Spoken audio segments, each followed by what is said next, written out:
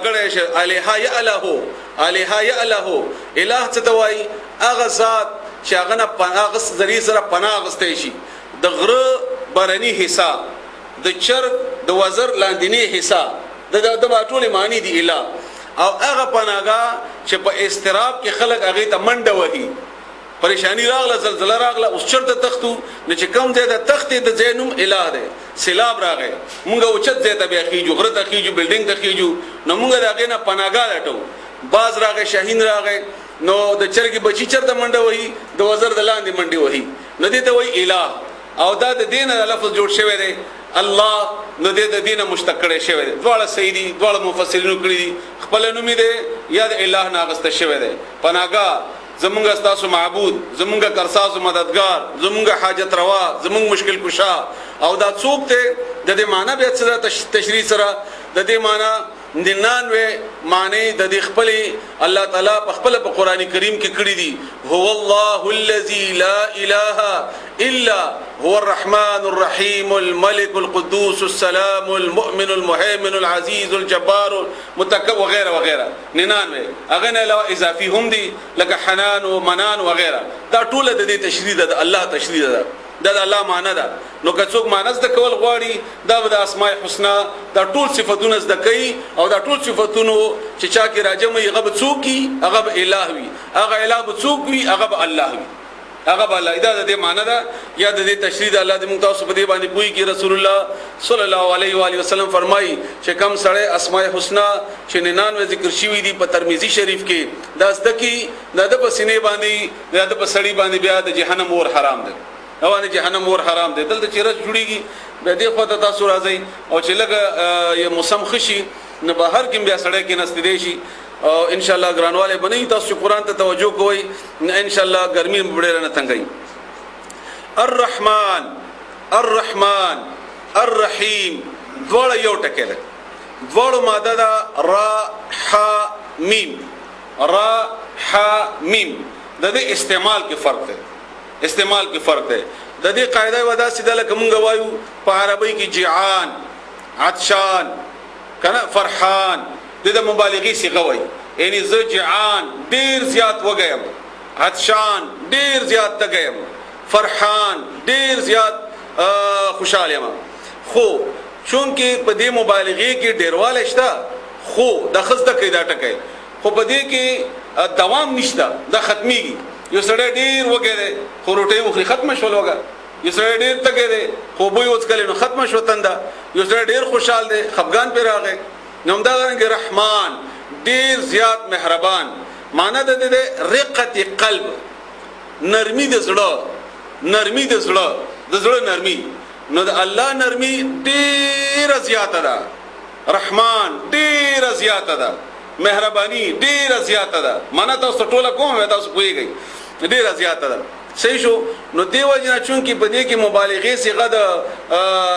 د عطشان او د وغیرہ د فرحان ده نو دا ختمیدون کې ده نو دیو جنا مفسرین د معنا دنیا سره تړلې ده نو عام طور باندې معنا داسې کوي خلک چې الرحمن ډیر مهربان دی په دنیا کې په مسلمانانو په کافرو باندې ځکه دا مهرباني به مرګ سره په کافرو باندې ختم شي دا مهرباني به مرګ سره کافرو باندې ختم شي نو ډیر مهربان دی او الرحیم په دام دوام دی په دې کې مبالغه ده دام لکه کریم علیم وغیرہ حلیم دې کې دوام دی دا د فعلان او د فعیل په صيغه باندې دي نو هغه مهرباني چې نه ختمیدون کیده رحمان هغه مهرباني چې ډیر لوی ده هر چا د پاره په دې کې فرق نشته که کافر یو که مسلمان یو که او که هندو یو که مشرک هر څه الله مهرباني بوي دنیا کې الرحیم مهرباني بوي په مسلمانانو باندې خو ختمیدون کې بنئ الله یې ورته جنت ته بوزي دا به جنت کې الله یې ورته معاف کې به دا به معافي قیامت نه ختمیدون کې ده نو رحمان هم دنیا کې مهربان دی هم په آخرت کې مهربان دی آخرت د لپاره شرط ایمان دی نو دی وجنا معنا مفسرین تقسیم کړي و د اصل معنا واوري اصل معنا د دې چې کومه ده د رحمان دا د رحم نه دی رحم یوټرس د زنانو هغه عیسا چې کوم د کې مشوم پیدا کیږي کوم د کې مشوم دا هغه ته ویل کیږي اصل ته کې دا هغه ده رسول الله صلی الله علیه و علیه وسلم فرمایي او بخاری شریف مسلم شریف دواړو نقل کړي دي کله چې رسول الله صلی الله علیه و علیه وسلم مخلوق پیدا وکړل پدې کې رحم هم پیدا وکړل هغه ایسا چې موږ تاسو پکې پیدا شي یو دایم پیدا وکړل نو هغه فریاد وکړ الله تعالی ته او ورته وی ویلې چې الله تعالی ما به خلق کټکې یعنی سله رحمی کنه لکه موږ چې پیدا شو خو مور پلار موږ نه څنګه پیدا شو بیا غنوست ماماګانو ترونو بیا کزنزو بیا ورونه دا دغه وجنه ټول دي کنه د رحم په بنیاد باندې رښتې دي کنه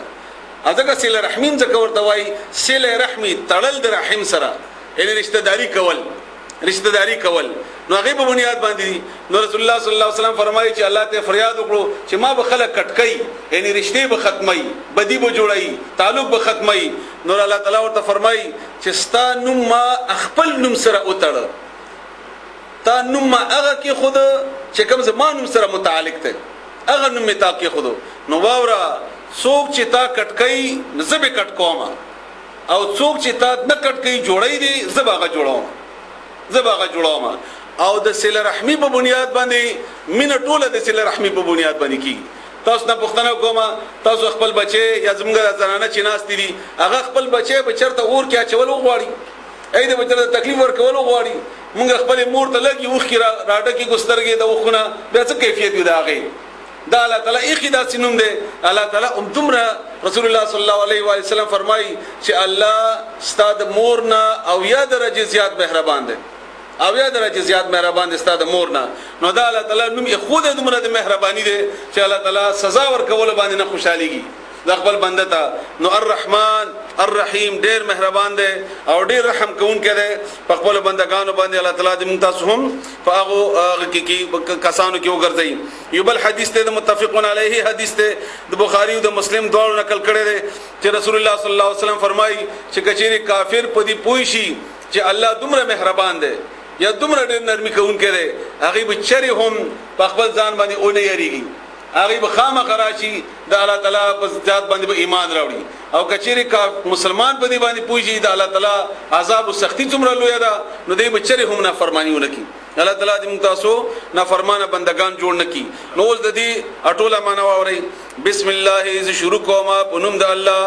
الرحمن چې ډېر مهربان دی الرحیم او ډېر رحم کوونکی دی الحمد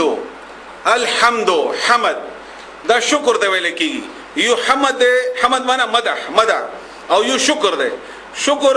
د حمد چې کوم دی دا وسط لري په شبه سره هغه شکریا ادا کول چې کوم مونږه په شبه باندې وکړو یعنی فعل اختیاریه په خپل اختیار سره مونږه د چا شکریا ادا کو په خپل اختیار سره مونږه د چا شکریا ادا کو او بیا الف لام څوک وای جنسی دی څوک وای عهدی دی څوک دا څوک چې په عربی پويږي هغه په دې ټکو باندې پويږي بهر حال معنی دا دی ټول تعریفونه هر یو تعریف بعض خلک د دې معنی محدودای چې تعریفونه د خدای تو هغه صحیح ده غلطه معنی هغه نه ده خو ټول تعریفونه هر یو تعریف چې ده لله د الله د پاره دی لمن کلیه الله من الله لله د الله د پاره نو الحمدلله ټول تعریفونه الله د پاره دي یو سړی به وایي چې زه خو خسته یم نو د الله تعریف ته د الله د چې الله درکړي د خیر یو سړی به مالدار وي د الله کړي دی یو سړی به بل یو صفت وي د الله ور کړی او کله وګړي نور نواب اخلي او قبل دویا مدار چې دا ختمیدون کی د الله تعریفونه نه دي ختمیدون کی د الله صفاتونه نه دي ختمیدون کی رب منا پروردگار پرورش کوونکې پالنے والا د دې اصلي معنی دا د رب اصلي معنی ورورو غټونکې ورورو لویونکې داسې لویونکې او داسې لویونکې د دې وی رب پوی دا غټونکې لویونکې ضرورت مطابق ضرورتو پوره کوونکې او د دې آسان مثال دا دی لکه کله چې ماشوم پیدا کیږي د مور په خېټه کې هغه وخت کې هغه ته څه ضرورت ته اڅوک ور کوي په کومي ذریعہ سره الله ور کوي څومره هغه د ضرورت هغه مور خېټه کې دنه ورته پوره کوي بیا چې کله هغه د مور خېټه نه بهر راشي بیا ورته الله تعالی بهترین پي د مور په سینې کې ور کړی او هغه ټول نه بهترین خوراک ته دغه خوراک مقابله اوسه پورې ماهرینو نه دا کړي ان دغه مقابله خوراک نشي جوړولای اگر که مختلفي او بشماره شوده او بشماره په خلکو جوړ کړي دغه مقابله نشي کولای بیا چې کله د خوراک شینو غخونه ورکی چې لک سخت چي خوړې شي بیا چې کله غ نور غټ شي د نورو شدید خوراکونو ضرورت وي نو بیا غخونه بدل کې نور ورته کیدی الله تعالی چې دا سخت شي چې د سخت خوراک کولای شي کبه دا نرمي نو الله تعالی ته مضبوط اندامونه ورکي ذهن فکر